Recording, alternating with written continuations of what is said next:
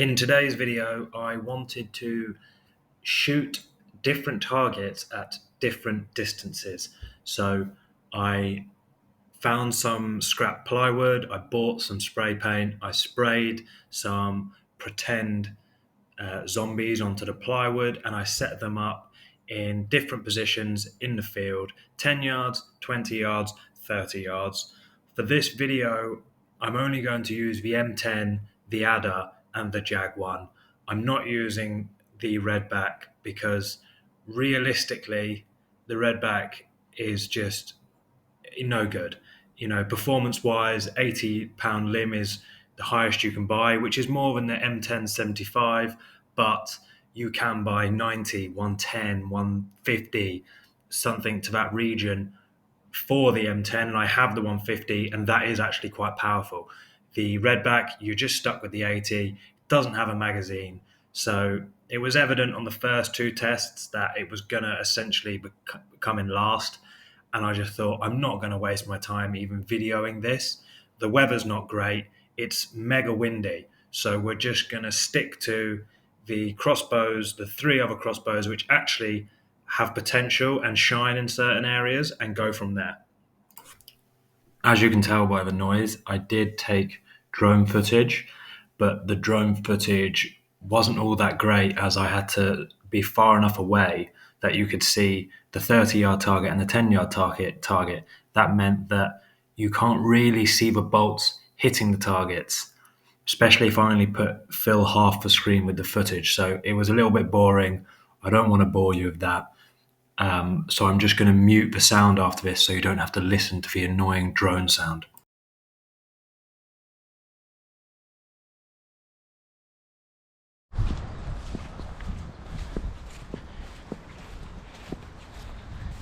"10 yards between the eyes.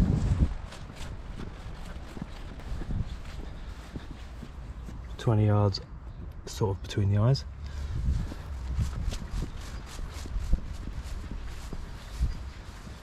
I'm going to call that a headshot. Skip top of his dome. Those of you who have watched a few of my videos now will know that I like to fire 3 shots, whether it's crossbow or bow, and then evaluate off 3 shots. However, first shot on 10 yards, fine. Then I ended up taking 3 shots at 20 yards. The bolts are so small, I couldn't quite see if I'd hit the target. So I wanted to make sure I got it in the 3, and then did the same at 30 yards. I ended up taking 2 because I wasn't quite sure. There's the bolt. It was a headshot. It was oh, it's actually bent the bolt, unfortunately, but that was a headshot. Now these first 2, just over the top of his head. Third, got him in the eye.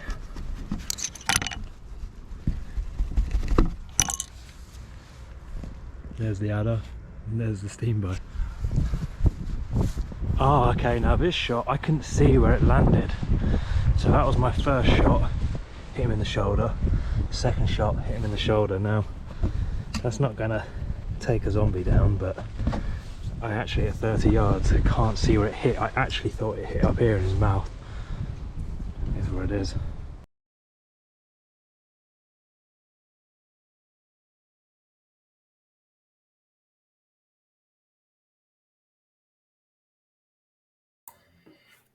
Now obviously shooting the Jaguar is going to be really slow using the cocking aid, so for that I apologise. In previous videos, when the target is literally under 10 yards, you can quickly cock it with your hands, which makes it significantly faster, but as discovered in other videos, when you're shooting past 20, 30, definitely anything more than 30, you are not going to get any accuracy unless you use the cocking aid to ensure each limb is cocked evenly. Now, given the wind I had today, which was force 6, gusting force 7, coming across the field, which was blowing the targets over quite a lot, which I had to refilm a few things because of that happening.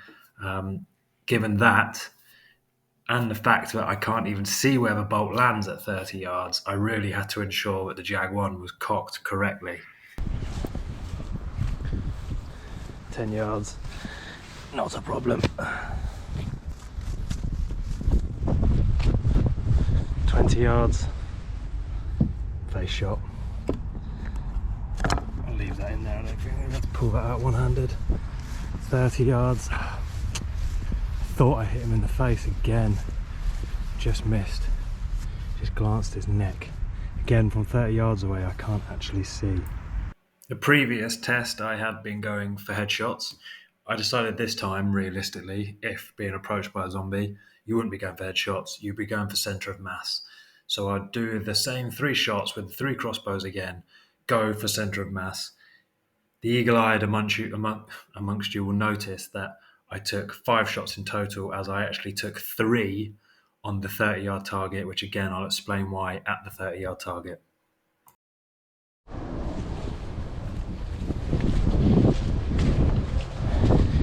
Ten yards again, in the centre, no problem. 20 yards within the circle, you know, I'm calling the green circle the centre of mass, no problem. Interesting. So I believe this first bolt actually struck around here. Not quite sure. It was either the first or second, and it bounced out, and then this was the first or second. Couldn't see it, so I took another shot, hit him in the arm.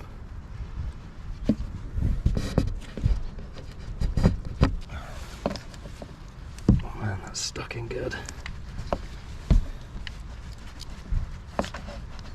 Goodness. There we go.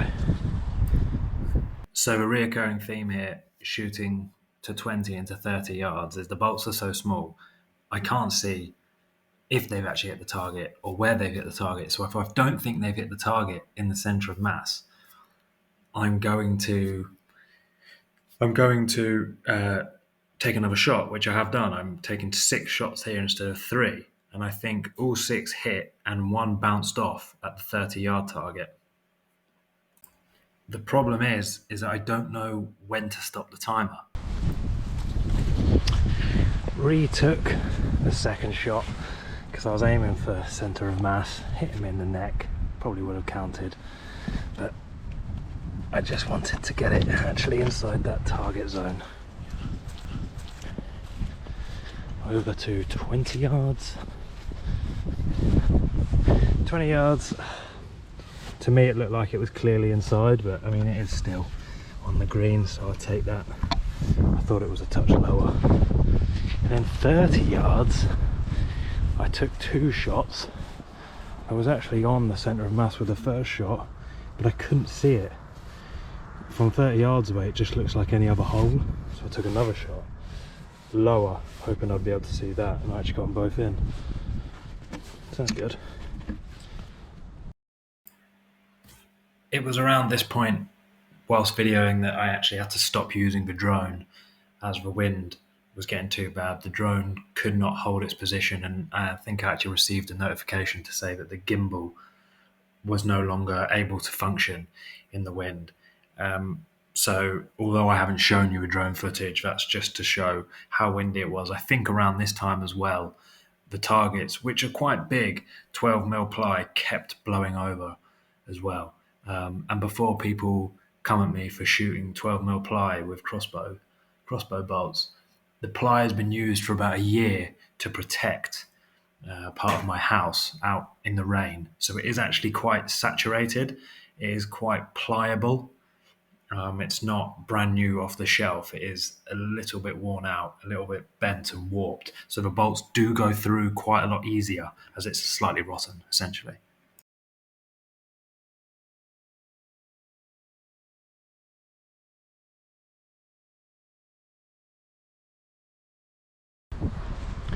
So you can see how windy it is.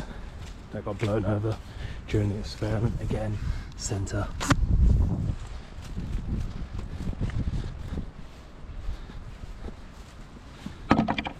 Centre. And this one's slightly more interesting because I was actually aiming for here, 30 yards, but struck here.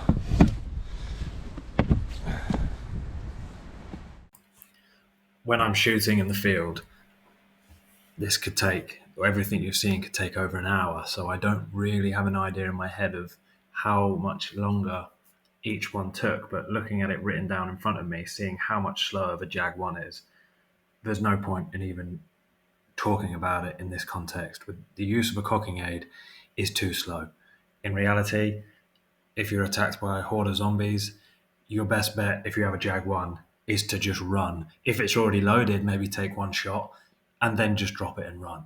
Jag 1's not worth talking about. Now, the Adder and the M10, center of mass, especially the Adder, pretty fast. Now, if the zombies are 28 days later zombies coming at you side by side, again, run. If it's loaded, maybe take a shot, run. If they're staggered 10 yards apart and they're walking dead zombies, I think you stand a chance. Same with the M10. However, the M10 is probably lacking the power needed even for a walking dead zombie, in my opinion. I don't have to mute the videos anymore, as you won't be able to hear the drone. I put the drone away. Like I said previously, it couldn't hack the wind anymore, so no need to mute that. Still going to speak over it, obviously. Given what we just realised about the Adder, I thought I would just take 5 shots, 20 yards, 5 headshots at 20 yards, and then take a look at the results.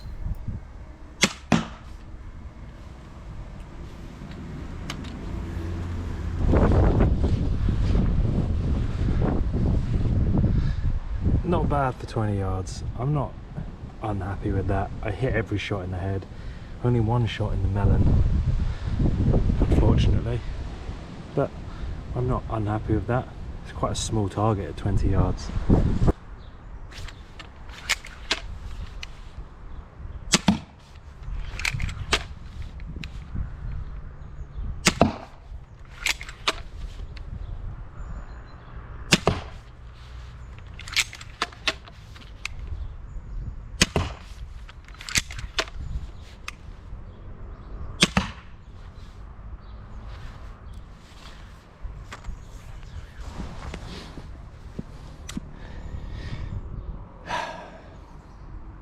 I mean, these are headshots, right?